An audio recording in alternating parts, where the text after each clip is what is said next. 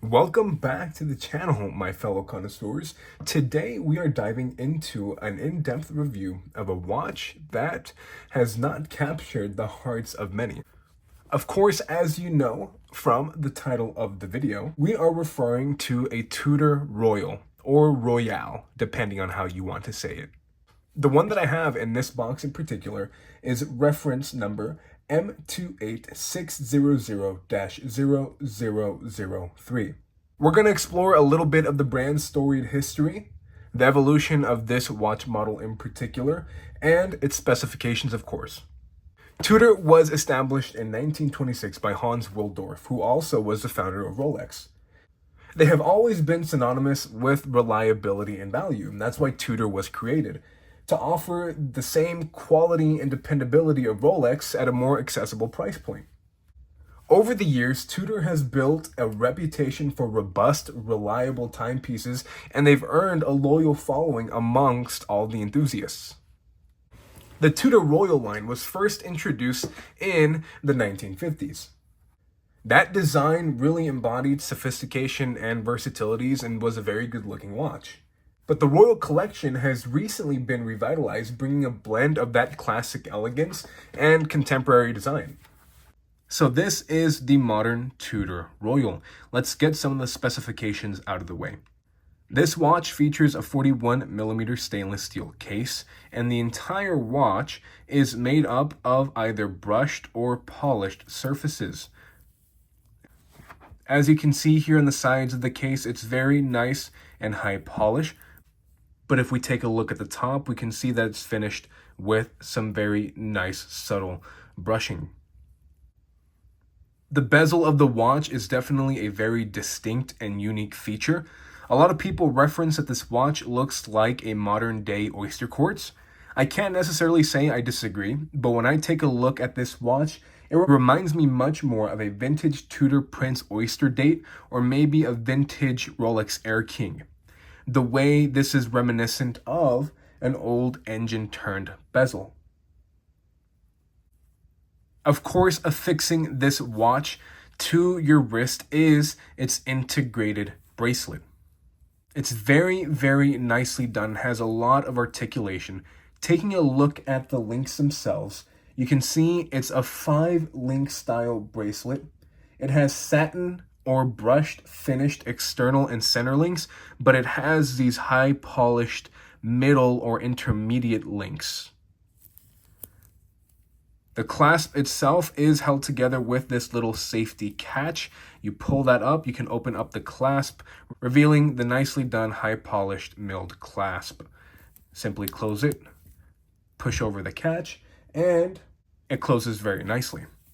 Taking a look at this watch, the dial, of course, has this beautiful black satin finish. You have the day of the week at the 12 o'clock, the date at the 3 o'clock, and these applied Roman numerals with the Tudor logo printed as well as the minute track and Swiss made there at the 6 o'clock.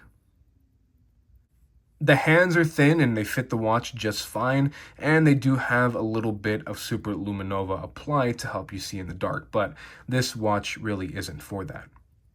This watch does have a very nice screwed down crown, as you can see there, the Tudor Shield logo, but with it being a screwed down crown, it does give this watch 100 meters or 330 feet of water resistance. Of course, powering this watch is the self-winding mechanical movement. It is a caliber T603. Pulling the crown all the way out stops the watch to where you can then go ahead and set the time. Setting it into the first position allows you both to quickly change the day and the date. So very easy, very intuitive to use.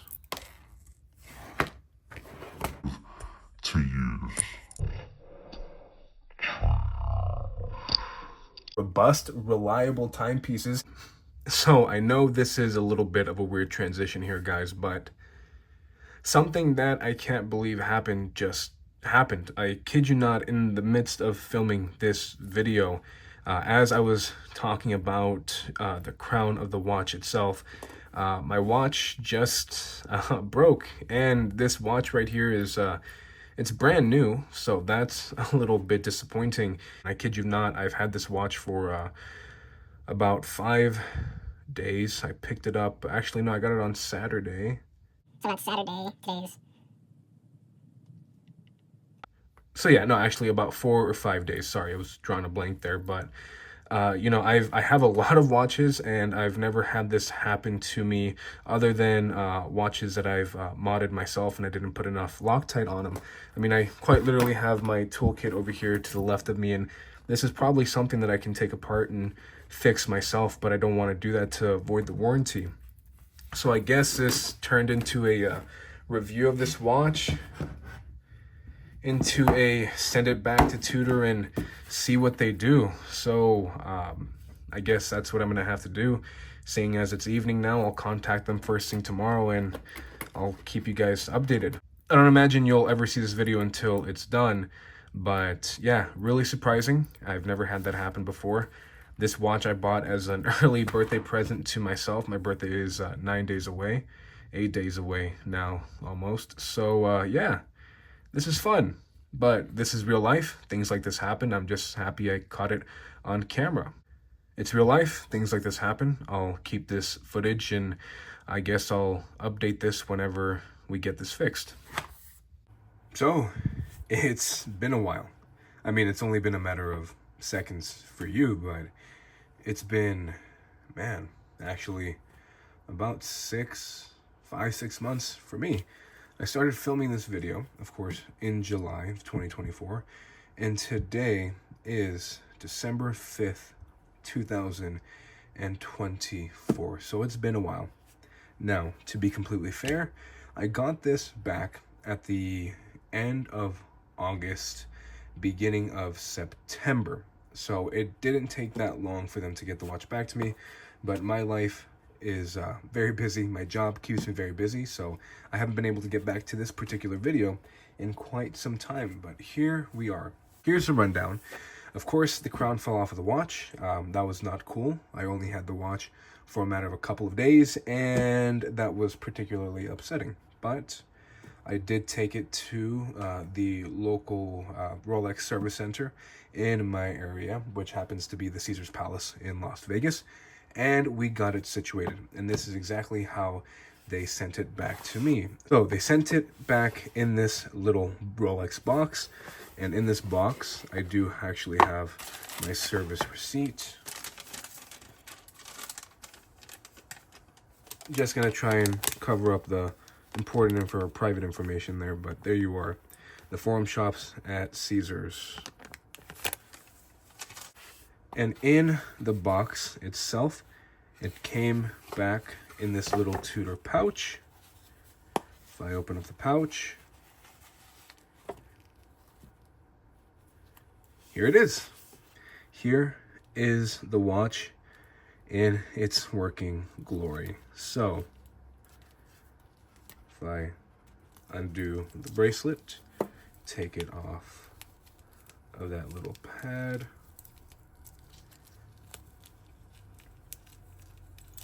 remove it from the protective plastic. Here it is, right back home. Now, of course, I'd be lying to you if I said I wasn't upset about the experience that I had with the crown falling off on me on the second day. With that being said, I would also be lying to you if I said I wasn't happy with my customer service experience that I had throughout my warranty transaction.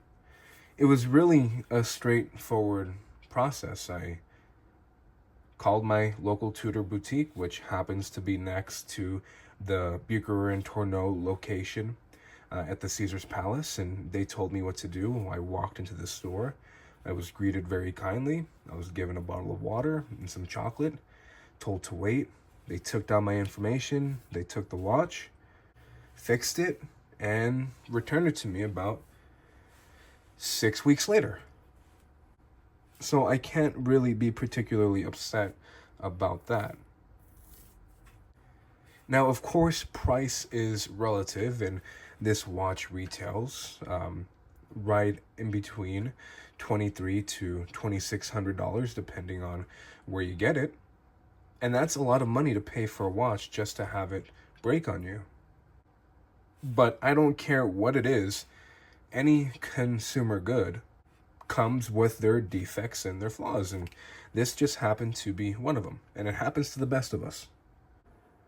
So here is the watch on my 6 3/4 inch wrist, and I do have to say, I think it fits rather well. So this is my first Tudor experience. Was it the best opening and introduction to the brand? No. Am I going to let this stop me from buying future Tudors that I'm interested in? No. And as a matter of fact, it didn't. But that's another video for another day. So I know this was not your standard review. Trust me, it wasn't for me either. It was definitely a learning experience and a new experience, and I hope you enjoyed the video. I know you're going to have a lot of questions regarding my experience and what I went through and so on and so forth. So if you have any questions, comments, or concerns, please leave them down in the comments section below. If you haven't done so, feel free to check out some of my other videos that I have posted here on the channel. And of course, as always, until the next one, keep on ticking.